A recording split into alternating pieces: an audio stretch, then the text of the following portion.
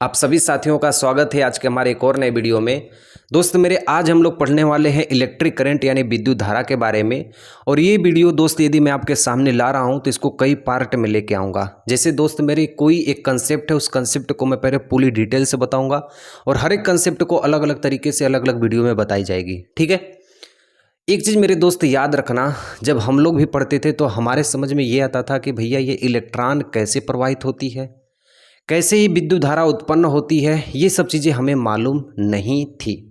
यानी कहने का मतलब ये है दोस्त मेरे कि हम लोग सारी चीज़ें पढ़ लेते हैं लेकिन हमें ये पता ही नहीं होता है कि बिजली उत्पन्न कैसे होती है, इलेक्ट्रॉन होता क्या है, ये उत्पन्न कैसे होते हैं, आवेश कैसे उत्पन्न होते हैं जिससे हमारे शरीर के अंदर करंट लगती है। ये सब कुछ बहुत सारे सवाल भी होते हैं लेकिन हम इसे ध्यान नहीं देते हैं। डायरेक्ट हम चल जाते हैं भैया आवेश किसे कहते हैं, धारा किसे कहते हैं, ठीक है, विभव किसे कहते हैं, विभवांतर किसे कहते हैं, और सिर्फ वहीं तक जानकर हम वहीं तक रह जाते हैं।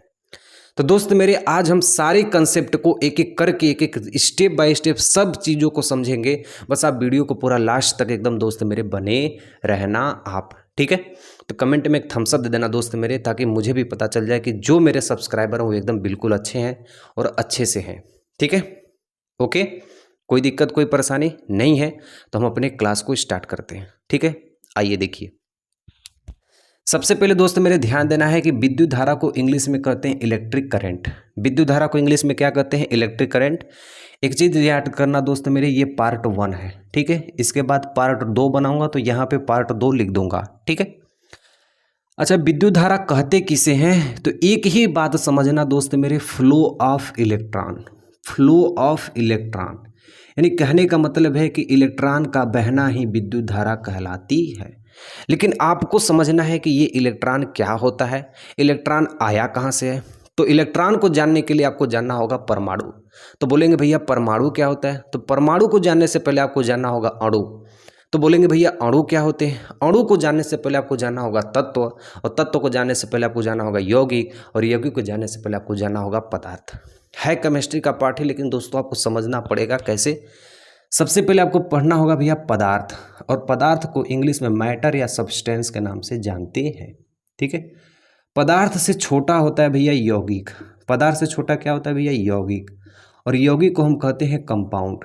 क्या कहते हैं भैया? कंपाउंड कहते हैं। अच्छा, यौगिक से छोटा क्या होता है भैया? तत्व होता है, और तत्व को इंग्लिश में हम लोग कहते हैं एलिमेंट। क्या कहते हैं भैया? सारे लोग बोलना एलिमेंट। जिसको जिसको याद होगा मीनिंग वो मन में बोलते रहेगा, ठीक है। तत्व के बाद क्या होते हैं भैया? अणु। तत्व में ही अणु होते हैं, इसको मैं यहीं पर लिख देता हूँ। और अणु को हम लोग कहते हैं मॉलिक्यूल, ठीक है। क्या कहते हैं भैया? मॉलिक्यूल। तत्व के बाद क्या आते हैं भैया? परमाणु, ठीक है। और इसी परमाणु के बाद जन्म होता है तीन चीज़ों का जन्म होता है, जिसे रदरफोर्ड ने बताया था कि परमाणु विभाज्य है, और ये इलेक्ट्रॉन, प्रोटॉन, न्यूट्रॉन। हाँ भैया, तीन चीज़ होते हैं, इलेक्ट्रॉन, प्रोटॉन, न्यूट्रॉन। इलेक्ट्रॉन ऐसे पूरा लिख देता हूँ, ये है प्रोटॉन और ये है न्यूट्रॉन। ये कौन है भैया? न्यूट्रॉन, ठीक है। इलेक्ट्रॉन पे जो आवेश होता है ये माइनस आवेश होता है, प्रोटॉन पे प्लस आवेश होता है, और न्यूट्रॉन पे 0 आवेश होता है। तो दोस्त मेरे, मैं आपको एक ही चीज़ बताया हूँ कि विद्युत धारा किसे कहते हैं? इलेक्ट्रॉन का बहना ही विद्युत धारा कहलाती है। किसी भी तार में इलेक्ट्रॉन का बहना, क्या कहेंगे भैया? किसी भी तार में इलेक्ट्रॉन का बहना ही विद्युत धारा कहलाती है। यानी हम जो परिभाषा पढ़ते हैं उसमें लिखा होता है आवेश प्रवाह की दर को विद्युत धारा कहते हैं, लेकिन दोस्त मेरे उसका मतलब हुआ कि इलेक्ट्रॉन का बहना ही विद्युत धारा कहलाती है, या किसी तार में इलेक्ट्रॉन का बहना ही विद्युत धारा कहलाती है। कोई दिक्कत कोई परेशानी यहाँ तक नहीं हुई। लेकिन हाँ भैया, अब मैं आपसे पूछूं कि पदार्थ किसे कहते हैं, तो आप लोग बोल देना भैया पदार्थ वो चीज़ होती है जो कोई ना कोई भार होता है, उसका कोई ना कोई द्रव्यमान होता है, और जो कोई ना कोई स्थान घेरती है, जिसका अनुभव हम अपनी ज्ञानेंद्रियों के द्वारा करते हैं, उसे हम पदार्थ कहते हैं। कैसे? ये पीछे हम इसको छुए और ये क्या है? एक लकड़ी है। पानी को हम छुए तो हमें महसूस हुआ कि वो द्रव है। तो पदार्थ को हम छू सकते हैं, उसका अनुभव कर सकते हैं, कोई ना कोई स्थान घेरेगा, उसे हम क्या कहेंगे भैया? पदार्थ कहेंगे। तो पदार्थ किसे कहते हैं दोस्त मेरे? पदार्थ उसे कहते हैं जिसमें भार होता है, जिसका कोई न कोई द्रव्यमान होता है और जो कोई न कोई स्थान घेरता है और जिसका अनुभव हम अपनी ज्ञानेंद्रियों द्वारा करते हैं उसे हम पदार्थ कहते हैं। अच्छा भैया, आपसे मैं पूछे तत्व यौगिक किसे कहते हैं? तो दो या दो से अधिक तत्व आपस में मिलकर यौगिक का निर्माण करते हैं। यदि मैं पूछूं कि टोटल तत्वों की संख्या कितनी है तो आप लोग बोल देना भैया 118 है, लेकिन 92 इस धरती पे पाए जाते हैं, बाकी जो तत्व हैं वो आसमान में पाए जाते हैं। इस धरती पे टोटल 92 तत्व पाए जाते हैं। टोटल तत्वों की संख्या कितनी है भैया? 118 तत्व हैं। ठीक है, तो दो या दो से अधिक तत्व मिलके क्या बनाते हैं? यौगिक बनाते हैं। जैसे ध्यान से देखना दोस्त मेरे, एक यौगिक में ले लेता हूँ H2O, जिसे हम लोग कहते हैं जल। तो एक हाइड्रोजन है, एक ऑक्सीजन है, ये दोनों अलग अलग तत्व हैं कि नहीं है? तो दो या दो से अधिक तत्व जब मिल जाते हैं तो ये यौगिक कहलाता है। लेकिन दोस्त मेरे ध्यान से समझना है, तत्व किसे कहते हैं? तत्व उसे कहते हैं जो सिर्फ एक हो। तत्व किसे कहते हैं? जो सिर्फ एक हो, उसे तोड़ या काट के अलग नहीं किया जा सकता है। क्योंकि दोस्त मेरे, यदि लोहा है, लोहा के हम 100 टुकड़े कर देते हैं, उसका एक टुकड़ा भी पकड़ेंगे तो वो लोहा ही कहलाएगा। इसलिए कह सकते हैं कि तत्व को कभी भी विभाजित नहीं किया जा सकता है। तत्व में ही अणु होते हैं। तत्व अणु वे होते हैं जो किसी भी रासायनिक अभिक्रिया में भाग नहीं लेते हैं, लेकिन परमाणु वे होते हैं, तत्व के सूक्ष्मतम कण को परमाणु कहते हैं। दोस्त मेरे ध्यान से समझना, ये वेरी इंपॉर्टेंट चीज़ है, यहीं से हमें सारी कंसेप्ट क्लियर होंगी। तत्व के सबसे सूक्ष्मतम कण को हम क्या कहते हैं? परमाणु कहते हैं। तत्व के जो सबसे सूक्ष्मतम कण कहते हैं उसे हम परमाणु कहते हैं। और परमाणु को 3 भागों में बांटा गया है, electron, proton, neutron. Electron, proton, neutron किसने कहा था भैया? तो बोल देना रदरफोर्ड ने कहा था। किसने कहा था भैया? रदरफोर्ड ने। लेकिन डाल्टन ने कहा था, ठीक है, डाल्टन ने कहा था कि परमाणु को नहीं बांटा जा सकता है। डाल्टन ने कहा था कि परमाणु को विभाजित नहीं किया जा सकता, लेकिन रदरफोर्ड ने कहा कि परमाणु को विभाजित किया जा सकता है। किसमें? इलेक्ट्रॉन में, प्रोटॉन में और कहाँ पे भैया? न्यूट्रॉन में। प्रोटॉन और न्यूट्रॉन नाभिक के अंदर होते हैं और इलेक्ट्रॉन नाभिक के बाहर होते हैं। और यही चीज़ें क्या कहलाती है? इलेक्ट्रॉन का प्रवाह ही कहलाता है विद्युत धारा। इलेक्ट्रॉन का प्रवाह ही क्या कहलाता है भैया? विद्युत धारा कहलाती है। कैसे? इस चीज़ को बड़ा ध्यान से समझिएगा। ये हमारे पास हो गया भैया लोहा। क्या हो गया भैया? लोहा। Fe कहते हैं इसे, लोहा। और इस लोहा में बहुत सारे कण हैं। इस लोहा में क्या है? बहुत सारे कण हैं। ठीक है, इस लोहा में क्या है दोस्त मेरे? बहुत सारे कण हैं। ऐसे में इस कणों को बना देता हूँ। इसमें से एक कण को मैं ले लेता हूँ। इसमें से सिर्फ कितने कण को ले लेता हूँ भैया? एक कण को ले लेता हूँ। और इस एक कण को हम लोग कहेंगे परमाणु। क्या कहेंगे भैया? परमाणु। लोहा क्या हो गया भैया? ये तत्व है। लोहा क्या है? तत्व है। और इसके एक कण को, सिर्फ एक कण को, इतना बड़ा लोहा है, इसमें से एक कण को ले लिए और ये एक कण क्या कहलाएगा भैया? परमाणु। अब इस परमाणु का कोई ना कोई प्रोटॉन होगा और न्यूट्रॉन होगा, और प्रोटॉन और न्यूट्रॉन कहाँ होंगे? नाभिक में। कहाँ होंगे भैया? नाभिक में। और इसके बाहरी कक्ष में क्या होंगे भैया? इलेक्ट्रॉन होंगे। इसके बाहरी कक्ष में क्या होंगे भैया? इलेक्ट्रॉन होंगे। इसके बाहरी कक्ष में क्या होंगे भैया? इलेक्ट्रॉन होंगे। लेकिन इन इलेक्ट्रॉनों को हम देख नहीं सकते हैं। इलेक्ट्रॉनों को देख नहीं सकते हैं। ये सिर्फ हम मानते हैं कि बाहर इलेक्ट्रॉन होते हैं, लेकिन इनको हम देख नहीं सकते हैं। दोस्त मेरे ध्यान से समझना, यहाँ पे सिर्फ हमें कंसेप्ट को ये समझना है कि इलेक्ट्रॉन क्या होते हैं और कहाँ से आते हैं, जिससे आवेश उत्पन्न हो जाता है। ठीक है दोस्त मेरे, यहाँ पे सिर्फ आपको एक ही चीज़ ध्यान देनी है, जो हमारा कंसेप्ट है कि वो इलेक्ट्रॉन होता क्या है। तो यही इलेक्ट्रॉन होते हैं जो बाहरी कक्षा में बहते हैं, इसी के कारण विद्युत धारा उत्पन्न होती है। यानी किसी भी तार में इलेक्ट्रॉन का बहना, किसी भी तार में इलेक्ट्रॉन का बहना, दोस्त मेरे फिर से आप लोग बोलेंगे, किसी भी तार में मुक्त इलेक्ट्रॉन का बहना। ये सबसे बाहरी वाले इलेक्ट्रॉन को हम लोग कहते हैं मुक्त इलेक्ट्रॉन। सबसे बाहरी वाले इलेक्ट्रॉन को हम लोग क्या कहते हैं भैया? मुक्त इलेक्ट्रॉन कहते हैं, या इसे संयोजी इलेक्ट्रॉन कहते हैं। कहीं कहीं आपको नाम सुनने को मिलेगा, तो इसे क्या कहते हैं? संयोजी इलेक्ट्रॉन या मुक्त इलेक्ट्रॉन कहते हैं, जो सबसे बाहरी कक्षा में इलेक्ट्रॉन होता है। तो कह सकते हैं दोस्त मेरे कि जो सबसे बाहरी कक्षा में इलेक्ट्रॉन होता है उसे मुक्त इलेक्ट्रॉन कहते हैं। और मुक्त इलेक्ट्रॉन का बहना, किसी तार में मुक्त इलेक्ट्रॉन का बहना ही विद्युत धारा कहलाती है। तब आपको समझ में आ गया दोस्त मेरे कि इलेक्ट्रॉन क्या होता है। तो यहाँ तक एकदम पूरा कंसेप्ट एकदम दोस्त मेरे क्लियर हो गया। एक बार फिर से आप लोग कॉल करिएगा। विद्युत धारा किसे कहते हैं? इलेक्ट्रॉन का बहना ही विद्युत धारा कहलाता है। इलेक्ट्रॉन किसे कहते हैं? इलेक्ट्रॉन को जानने से पहले आपको परमाणु समझना होगा, परमाणु से जानने से पहले आपको तत्व समझना होगा, तत्व से पहले यौगिक, यौगिक से पहले पदार्थ। पदार्थ उसे कहते हैं जो किसी भी वस्तु का स्थान घेरती हो, द्रव्यमान होती है, उसका कोई न कोई भार होता है जिसका अनुभव हम अपनी ज्ञानेंद्रियों के द्वारा करते हैं। पदार्थ से छोटा यौगिक होता है, 2 या 2 से अधिक तत्व मिलकर यौगिक का निर्माण करते हैं। और यौगिक किसे कहते हैं? जिसमें देखिए हाइड्रोजन और ऑक्सीजन 2 तत्व है और मिलकर क्या बना दिए? यौगिक यानी जल बना दिए। तत्व किसे कहते हैं? तत्व सिर्फ एक ही होता है, कितना भी उसे तोड़ देंगे, मरोड़ देंगे, अलग कर देंगे, लेकिन वो तत्व ही कहलाएगा। जैसे लोहा के 100 टुकड़े कर दीजिए और एक टुकड़ा पकड़ लीजिए तो भी वो लोहा ही कहेंगे, आप उसे कहेंगे ना, तो वो क्या कहलाएगा? तत्व कहलाएगा। तत्व में अणु होते हैं, अणु वे होते हैं जो किसी भी रासायनिक अभिक्रिया में भाग नहीं ले सकते हैं, लेकिन परमाणु किसी भी रासायनिक अभिक्रिया में भाग ले सकते हैं। तत्व के सूक्ष्मतम कण को परमाणु कहते हैं, लेकिन परमाणु को डाल्टन ने बताया था कि परमाणु को विभाजित नहीं किया जा सकता, लेकिन रदरफोर्ड ने कहा कि परमाणु को विभाजित किया जा सकता है, और उन्होंने किया भी इलेक्ट्रॉन, प्रोटॉन और न्यूट्रॉन में। इलेक्ट्रॉन, प्रोटॉन और न्यूट्रॉन में अभी हम सब कुछ पढ़ेंगे, किसने खोज किया था, कितना आवेश होता है, कितना भार होता है, लेकिन अभी कंसेप्ट आपको समझना है दोस्त मेरे, ठीक है। तो हमने सीखा कि भैया इलेक्ट्रॉन पे ऋण आवेश होता है, प्रोटॉन पे धन आवेश और न्यूट्रॉन पे उदासीन होता है, इस पर कोई आवेश नहीं होता है। हमने आपको चीज़ बताई कि मान लो दोस्त मेरे ये चीज़ क्या है? एक लोहा है और लोहा में बहुत सारे कण है। इसके एक कण को ले लिया तो ये क्या कहलाएंगे? परमाणु। इसके एक कण को ले लिया तो क्या कहलाएंगे? परमाणु। और किसी भी परमाणु में ये 3 चीज़ होती हैं, एक प्रोटॉन, न्यूट्रॉन जो नाभिक के अंदर होते हैं, ये चीज़ें क्या कहलाती है भैया? नाभिक। ये चीज़ें क्या कहलाती है भैया? नाभिक। सारे लोग बोलेंगे क्या कहलाती है? नाभिक। और नाभिक के बाहर ये सब क्या होते हैं भैया? इलेक्ट्रॉन होते हैं। तो जो सबसे बाहरी वाला इलेक्ट्रॉन होता है उसे हम क्या कहते हैं? मुक्त इलेक्ट्रॉन। तो क्या कहेंगे भैया? किसी भी परमाणु के बाहरी कक्ष में जो इलेक्ट्रॉन होता है उसे हम मुक्त इलेक्ट्रॉन कहते हैं। और यही मुक्त इलेक्ट्रॉन का बहना, लिख देना दोस्त मेरे, विद्युत धारा किसे कहते हैं? किसी भी तार में क्या कहेंगे भैया? किसी भी तार में मुक्त इलेक्ट्रॉन का बहना, मुक्त इलेक्ट्रॉन का बहना विद्युत धारा कहलाती है। विद्युत धारा कहलाती है। हाँ भैया, सारे लोग एक बार बोल दो कि किसी भी तार में मुक्त इलेक्ट्रॉन का बहना ही विद्युत धारा कहलाती है। कोई भी तार हो उसमें विद्युत धारा बहना ही, मुक्त इलेक्ट्रॉन का बहना ही विद्युत धारा कहलाती है। कोई दिक्कत, कोई परेशानी नहीं है। इसको इरेज करके इसको इतना नोट कर लीजिए दोस्त मेरे, जो जो मेरे मुंह से शब्द निकला है इसको नोट कर लीजिए एक बार, इसके बाद हम पढ़ेंगे,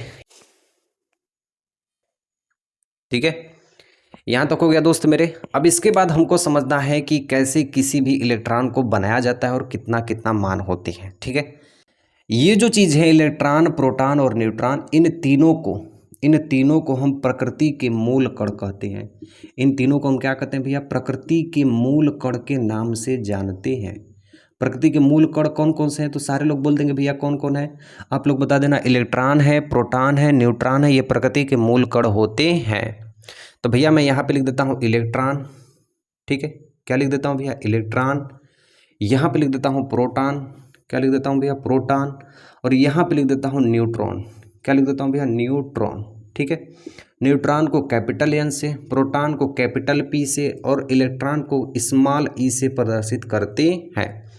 दोस्तों मेरे ध्यान से देखना, मैं आपको एक चीज़ बताया हूँ कि ये नाभिक हो गया और नाभिक के अंदर प्रोटॉन और न्यूट्रॉन होते हैं। इसके बाहर क्या होते हैं? इलेक्ट्रॉन होते हैं। इसके बाहर क्या होते हैं भैया? इलेक्ट्रॉन होते हैं। इसके बाहर क्या होते हैं भैया? सारे लोग बोलते रहना, इलेक्ट्रॉन होते हैं। और जो सबसे बाहरी कक्षा में इलेक्ट्रॉन होता है इसको हम कहते हैं मुक्त इलेक्ट्रॉन। इसको हम क्या कहते हैं? मुक्त इलेक्ट्रॉन या संयोजी इलेक्ट्रॉन कहते हैं। क्या कहते हैं? संयोजी इलेक्ट्रॉन।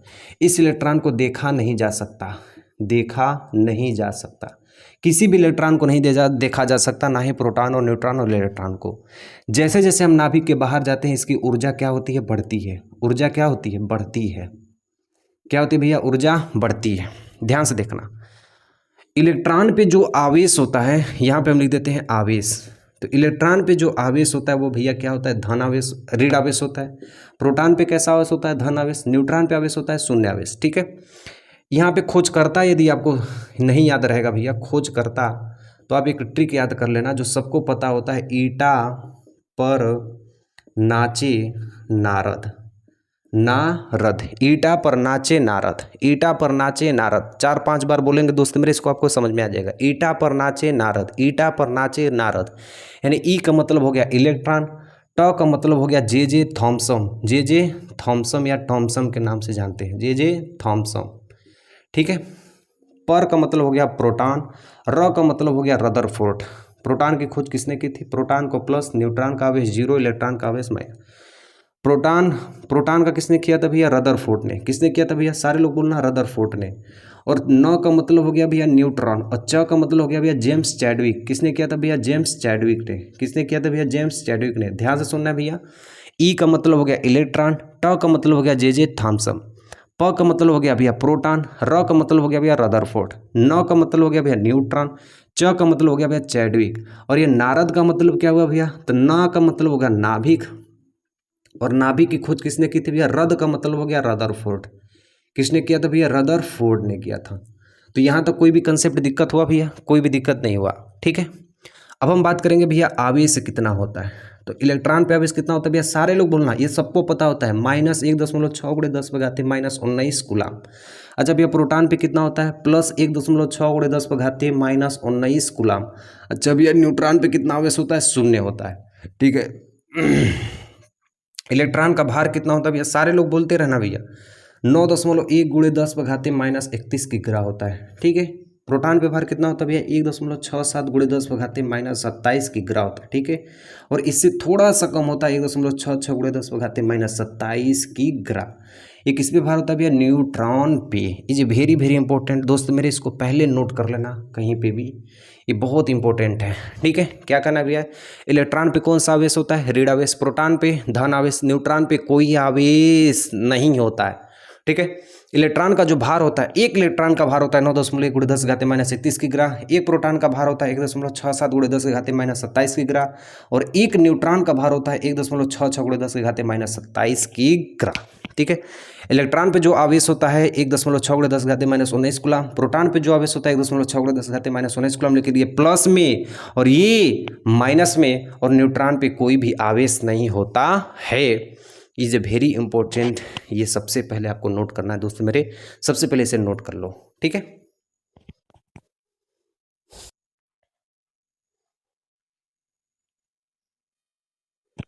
ठीक है, यहाँ तक हो गया दोस्त मेरे। आपको यदि कैसा लग रहा है आप मुझे ये जरूर बताइए, क्या मैं बहुत ही तेज़ी से पढ़ा रहा हूँ या बहुत ही स्लो पढ़ा रहा हूँ। लेकिन जो कंसेप्ट है दोस्त मेरे, वो सारा कंसेप्ट आपको दे रहा हूँ, ठीक है। क्यों? क्योंकि दोस्त मेरे एक चीज़ याद रखना, जैसे ही आप ये क्लास छोड़ के आगे बढ़ेंगे ना, आपको ये पूरा का पूरा ये आपको किताब पढ़नी होगी एक फिजिक्स की।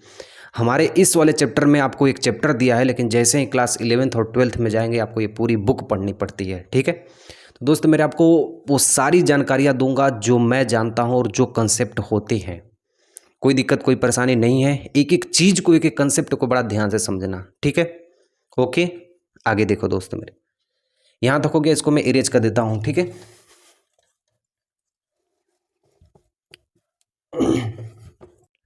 अब हम पढ़ेंगे भैया विद्युत आवेश के बारे में। किसके बारे में भैया? विद्युत आवेश के बारे में। विद्युत आवेश के बारे में, जिसे हम लोग कहते हैं भैया इलेक्ट्रिक चार्ज। जिसे हम लोग क्या कहते हैं? Electric charge. इलेक्ट्रिक चार्ज, तो चार्ज हम लोग सुनते हैं कई बार कि मोबाइल चार्ज हो रही है, बैटरी चार्ज हो रही है, लेकिन वो चार्ज हो क्या रही है, उसके पीछे घटना क्या होती है। उसको चार्ज होने से पहले एक और घटना आपको समझनी पड़ेगी, विद्युत अपघट्य। क्या समझना होगा भैया? विद्युत अपघट्य, नाम बहुत बार सुनने को मिलेगा, विद्युत अपघट्य। अपघट्य, तो मान लो दोस्त मेरे ये कोई घोल है, ये कोई क्या है? घोल है, और इस घोल से हमको विद्युत ऊर्जा प्राप्त हो रही है, यानी विद्युत धारा प्रवाहित हो रही है, ठीक है। इस घोल से यदि विद्युत धारा प्रवाहित हो रही है तो वो विद्युत अपघट्य कहलाएगी, और किसी ठोस से विद्युत धारा प्रवाहित होगी तो वो विद्युत धारा कहलाती है। ध्यान से देखना मेरे दोस्त, मैं क्या कहना चाहता हूँ। मेरे कहने का मतलब ये है कि जब भी कोई ठोस होता है, ठोस में मुक्त इलेक्ट्रॉन के द्वारा धारा प्रवाहित होती है। ठोस में मुक्त इलेक्ट्रॉन के द्वारा धारा प्रवाहित होती है, द्वारा धारा प्रवाहित होती है, ठीक है। लेकिन यदि कोई घोल है, यदि कोई घोल है तो उससे विद्युत अपघट्य द्वारा, विद्युत अपघट्य द्वारा धारा प्रवाहित होती है। विद्युत अपघट्य द्वारा धारा प्रवाहित होती है प्रवाहित होती है, ठीक है। जैसे एग्जांपल में मेरे दोस्त ध्यान से समझना, तो हमारी जो करंट बहती है, यानी जो हम तार का प्रयोग करते हैं, या तो एल्युमिनियम का होता है या तो कॉपर का होता है, ठीक है। या तो हमारे पास चांदी का तो तार हो नहीं सकता, क्योंकि चांदी का तार बहुत ही महंगा होता है। इसलिए हम जो तार का यूज करते हैं वो तो या तो एल्युमिनियम का, या तो कॉपर का, या तो कहीं सस्ता वाला तार होता है तो उसमें लोहे का प्रयोग कर दिया जाता है। तो जब भी कोई ठोस होगा उसमें मुक्त इलेक्ट्रॉन बहेंगे, जब भी कोई घोल होगा उसमें आयन बहेंगे, और आयन बहेंगे तो इसका मतलब होगा कि वहाँ पे विद्युत अपघट्ट द्वारा धारा प्रवाहित हो रही है। कभी भी भूलेगा नहीं भैया, क्या कहनी भैया कि जब भी कोई घोल होगा तो वहाँ पे विद्युत अपघट्ट द्वारा धारा प्रवाहित होगी और उसमें आयन होंगे। यदि कोई ठोस होगा और उसमें धारा प्रवाहित हो रही है तो उसमें मुक्त इलेक्ट्रॉन के द्वारा धारा प्रवाहित होगी। इस कंसेप्ट को दोस्तों मेरे लिख लेना, ठीक है। आगे देखो भैया, चार्ज किसे कहते हैं, पहले इसको ध्यान से देखना। इलेक्ट्रिक चार्ज, चार्ज का मतलब होता है जब भी किसी पदार्थ में विद्युत के द्वारा उसमें आकर्षण या प्रतिकर्षण बल उत्पन्न हो। यहाँ पे बल की बात नहीं कर रहा, उस पदार्थ में विद्युत की आकर्षण और प्रतिकर्षण बल उत्पन्न हो, वहाँ पे विद्युत आवेश उत्पन्न होता है। इसका सिंपल सा एग्जांपल दोस्तों मेरे बता रहा हूँ।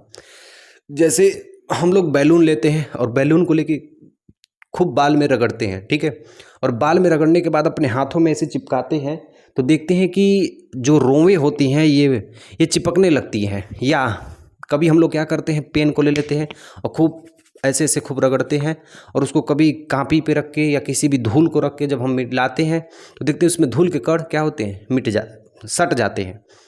तो कहने का मतलब दोस्त मेरे ये है कि आखिर ऐसा क्या होता है कि दोनों आपस में क्या होते हैं, सट जाते हैं। तो सट जाने का मतलब आकर्षण और टूट जाने का मतलब होता है प्रतिकर्षण। सट जाने का मतलब आकर्षण और दूर हो जाने का मतलब प्रतिकर्षण। तो यही चीज़ क्या कहलाती है, आवेश। यही चीज़ क्या कहलाती है, आवेश। यानी उस बैलून में आवेश उत्पन्न हो जाता है, उस कलम में आवेश उत्पन्न हो जाता है, जिसके कारण वह क्या होती है, सटने लगती है। ठीक है। तो कहने का मतलब है कि किसी पदार्थ का वह गुण जिसके कारण विद्युत तथा चुंबकीय प्रभाव उत्पन्न होता है उसे विद्युत आवेश कहते हैं। तो सबसे पहले भैया हमें क्या लिखनी है, विद्युत आवेश किसे कहते हैं। इसमें किसी पदार्थ का वह गुण, क्या कहेंगे भैया, किसी पदार्थ का वह गुण जिसमें विद्युत का आकर्षण व प्रतिकर्षण हो, जिसमें विद्युत का आकर्षण व प्रतिकर्षण हो, ठीक है, उसे हम विद्युत आवेश कहते हैं। उसे हम क्या कहते हैं भैया, विद्युत आवेश कहते हैं। ठीक है, विद्युत आवेश कहते हैं। विद्युत आवेश को हम किस चीज से प्रदर्शित करते हैं, इसे सी से प्रदर्शित करते हैं। इसे क्यू से, सी से नहीं दोस्तों मेरे, इसे क्यू से प्रदर्शित करते हैं। इसे क्यू से प्रदर्शित करते हैं। ठीक है, इसको किस चीज से प्रदर्शित करते हैं भैया, सारे लोग बोलेंगे क्यू से करते हैं, और इसका मात्रक कूलाम होता है। और यह एक अदिश राशि है। अदिश राशि इसलिए है क्योंकि यह सदिश बीजगणितीय नियम का पालन नहीं करती, इसलिए क्या है, अदिश राशियां हैं। ठीक है, सदिश राशि में कौन कौन सी होती है, वेग, विस्थापन, बल, आवेग, संवेग, कोणीय वेग, ये सब सदिश राशियां हैं। ठीक है, तो भैया विद्युत आवेश कौन सी राशि है, ये एक अदिश राशि है। कौन सी राशि है भैया, अदिश राशि है। और इसका मात्रक क्या होता है भैया, विद्युत आवेश का मात्रक होता है भैया, इसका मात्रक होता है कूलाम। इसका मात्रक क्या होता है भैया, कूलाम, जिसे हम सी से लिखते हैं। ठीक है, ध्यान से देखना भैया, इसका एक फार्मूला होता है Q बराबर NE। क्या होता है भैया, Q बराबर NE। और विद्युत धारा का एक फार्मूला होता है भैया, विद्युत धारा का फार्मूला होता है I बराबर Q अपान T। तो यहाँ से यदि Q की वैल्यू लिया जाए तो ये T यहाँ पे चला जाएगा, तो Q बराबर हो जाएगा IT। Q बराबर हो जाएगा भैया IT। तो एक फार्मूला है Q बराबर NE, एक फार्मूला हो गया Q बराबर IT, एक बराबर हो गया Q बराबर NE, एक फार्मूला हो गया Q बराबर IT। ये Q क्या है, तो ये कहेंगे Q विद्युत आवेश है। Q क्या है भैया, विद्युत आवेश है। ठीक है, N क्या है, इलेक्ट्रॉनों की संख्या। N क्या है भैया, इलेक्ट्रॉनों की संख्या। N को कहेंगे भैया त्याग या ग्रहण करने के, त्याग या ग्रहण करने के इलेक्ट्रॉनों की संख्या, इलेक्ट्रॉनों की संख्या। और E क्या है, E का मान सदैव 1.6 × 10⁻⁻19 कूलाम रखा जाएगा। और Q बराबर IT एक और फार्मूला होता है जहां Q बराबर विद्युत आवेश है। Q बराबर क्या है भैया, विद्युत आवेश है। ठीक है, I बराबर क्या है, चालक तार में बहने वाली धारा है, विद्युत धारा। और टी क्या है, समय है। टी क्या है भैया, समय है। तो जब दो मान दिया हो तो तीसरा मान हम आसानी से निकाल सकते हैं। यानी कहने का मतलब ये है दोस्त मेरे कि यदि इन दोनों का मान दिया हो, इसका मान इस वाले फार्मूले में किसी एक का मान दिया हो तो हम मान निकाल सकते हैं, इसमें किसी दो का मान दिया हो तो हम निकाल सकते हैं। कहने का मतलब है कोई सवाल यदि लगाना चालू किए और उसमें दो मान दिया हो, यानी धारा का मान दिया हो, समय का मान दिया हो, आवेश पूछ रहा हो, तो ये वाला फार्मूला लगा देना।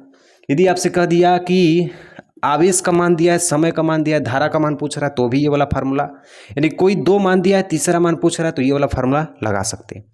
लेकिन दोस्त मेरे इस वाले फार्मूले में क्या होगा, कोई एक मान दिया, या तो ये मान दिया हो या तो ये मान दिया हो, या तो ये मान दिया हो या तो ये मान दिया हो, दोनों में से कोई एक दे दिया तो हम ये वाला फार्मूला से यूज करके लगा सकते हैं। तो यहाँ से दोस्त मेरे एक चीज़ ध्यान से देखना, Q बराबर NI और Q बराबर IT। Q बराबर NI, Q बराबर IT। कौआ के बराबर खराऊं और कौआ के बराबर गधा, तो खराऊं बराबर गधा कह सकते हैं। यानी कहने का मतलब है कि Q यदि 5 रोटी खाता है तो NI भी 5 रोटी खाता है, और ये भी 5 रोटी खाता है तो ये भी 5 रोटी खाता है, यानी इसके बराबर ये हो सकता है। यानी कहने का मतलब ये है कि यहाँ से एक और फार्मूला निकल सकता है, NI बराबर IT। क्या निकल सकता है भैया, NI बराबर IT निकल सकता है। तो यदि यहाँ से हमें 3 वैल्यू दिया है तो हम चौथी वैल्यू को निकाल सकते हैं। यानी कहने का मतलब यदि हमें धारा का मान चाहिए तो हम लिख सकते हैं NI बटा के T को भी लिख सकते हैं। ऐसा सवाल आपको आगे देखने को जरूर मिलेंगे।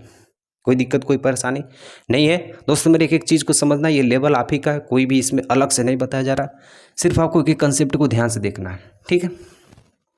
आगे देखना दोस्तों, आवेश हो गया, धारा हो गया, समय हो गया, ठीक है। और यहाँ से एक विद्युत आवेश का एक और मात्रक आपसे दिया जाता है। यहाँ पे लिख सकता हूँ आवेश बराबर, आवेश Q बराबर I का मतलब हो गया धारा गुणे समय, धारा गुणे समय। तो आवेश का मात्रक, यहाँ पे एक और मात्रक निकल सकता है, आवेश का मात्रक Q का। धारा का मात्रक क्या होता है, एम्पियर। धारा का मात्रक क्या होता है भैया, एम्पियर। और समय का मात्रक क्या होता है, सेकेंड। समय का मात्रक क्या होता है, सेकेंड। तो इसलिए आवेश का एक और मात्रक निकल के आ गया, एम्पियर प्रति सेकेंड।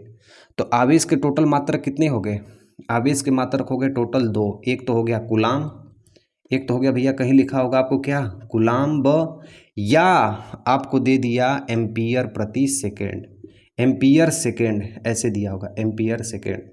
तो जब बहुविकल्पी प्रश्न आपके एग्जाम में यदि मिल गया दोस्त मेरे, तो आपको दोनों ऑप्शन में से कोई एक मिल गया तो आप उसे टिक लगा देना। या तो ऑप्शन में कूलाम रहेगा तो कूलाम को टिक लगा देना, या ऑप्शन में एम्पियर प्रति सेकेंड है तो एम्पियर प्रति सेकेंड को टिक लगा देना। कोई दिक्कत कोई परेशानी नहीं है। सिर्फ यहाँ से ध्यान से समझना है दोस्त मेरे कि आवेश क्या होते हैं, विद्युत अवघट्ट क्या होते हैं। विद्युत अवघट्ट वो होते हैं जो किसी घोल से विद्युत ऊर्जा को प्रवाहित करें। विद्युत अवघट्ट वो होते हैं जो किसी घोल से विद्युत धारा को प्रवाहित करे जिसमें आयन होते हैं, एक धन आयन एक ऋण आयन होता है जो आपस में टूटा हुआ होता है। विद्युत धारा किस में प्रवाहित होती है, विद्युत धारा सदैव ठोस में मुक्त इलेक्ट्रॉनों के द्वारा धारा प्रवाहित होती है। अब हमें बात करना, आवेश किसे कहते हैं, किसी पदार्थ का वह गुण जिसके कारण उसमें विद्युत का आकर्षण और प्रतिकर्षण हो, वहां पे विद्युत आवेश होता है। विद्युत आवेश को Q से प्रदर्शित करते हैं। यह एक अदिश राशि है, इसका मात्रक कूलाम होता है या एम्पियर सेकेंड होता है।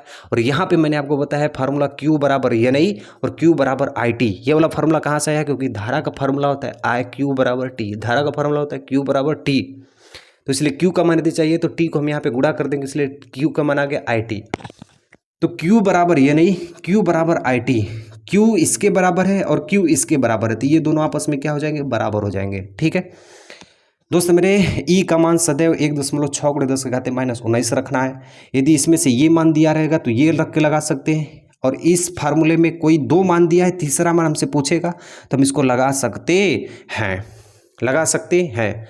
लेकिन ध्यान से देखना, विद्युत आवेश दो प्रकार के होते हैं, ठीक है। एक होता है धन आवेश, धन आवेश का मतलब प्लस प्लस। एक होता है भैया ऋण आवेश, एक होता है भैया ऋण आवेश यानी माइनस माइनस, ठीक है। एग्जाम में ये आपको नहीं लिखना है, सिर्फ आपको एग्जाम में पूछा जाएगा विद्युत आवेश किसे कहते हैं, विद्युत आवेश का मात्रक लिखिए, SI मात्रक लिखिए, सिर्फ आपको SI मात्रक दिया जाता है, ठीक है। तो मैं आपको धन आवेश और ऋण आवेश के बारे में बताता हूँ। यहाँ तक हो गया, ठीक है। एक बार देख लेता हूँ ये चीज़ें दिखाई दे रही है कि नहीं देख रही। हाँ दिखाई दे रही। तो एग्जाम में यदि आपसे ऑप्शन में पूछ दे कि एसआई मात्रक क्या होता है, तो एसआई मात्रक में सिर्फ आपको लिखना है कूलाम। यदि एग्जाम में पूछ दिया सीजीएस मात्रक क्या होता है, सीजीएस मात्रक क्या होता है, तो सीजीएस मात्रक में लिख देना स्टेट कूलाम, COULOUMB। ठीक है, ध्यान रहे दोनों बात को, कभी भी भूलेगा तो बोल देना सुधांशु भैया नहीं भूलेगा। एसआई मात्रक कूलाम, सीजीएस मात्रक स्टेट कूलाम होता है। एसआई मात्रक कूलाम और सीजीएस मात्रक स्टेट कूलाम होता है, यानी कह सकते हैं कि एक कूलाम बराबर दोस्त मेरे याद रख लेना 3×10⁸ स्टेट कूलाम होता है। एक कूलाम बराबर 3×10⁸ स्टेट कूलाम होता है centimetre gram second. Centimetre gram second में मात्रक इसका स्टेट कूलाम होता है, और एक कूलाम बराबर 3×10⁸ मीटर स्टेट कूलाम होता है। कोई दिक्कत कोई परेशानी नहीं है। एक एक कंसेप्ट को दोस्त मेरे बड़ा ध्यान से नोट करना, ठीक है, ओके।